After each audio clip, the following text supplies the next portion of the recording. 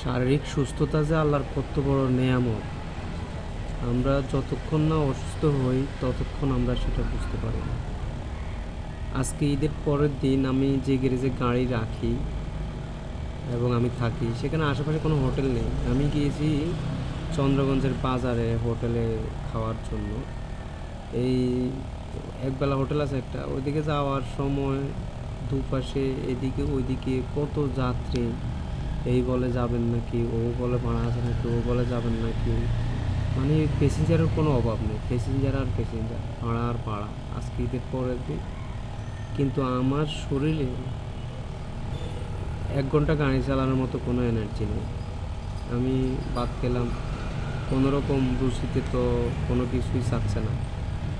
পরে গরু গোস্ত দিয়ে ভাত খেলাম, একটু রুচি পেয়েছি গরু গোস্ত গরম হওয়াতে।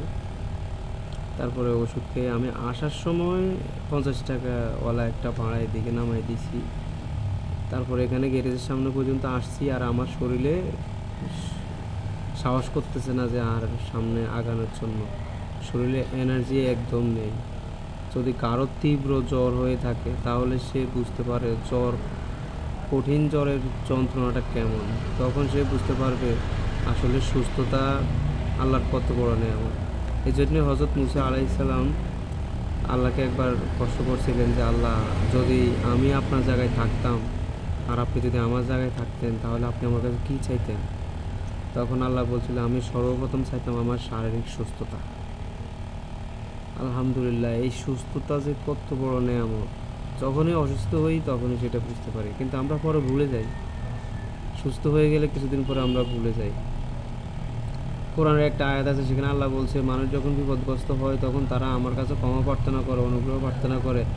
যখন আমি তাদেরকে আবার বিপদ মুক্ত করে দিই তখন তারা এমন উৎফুল্ল হয়ে যায় যে তারা যেন কখনোই আমার কাছে ক্ষমা প্রার্থনা করেনি। তাদের অবস্থা এমন হয়ে যায়।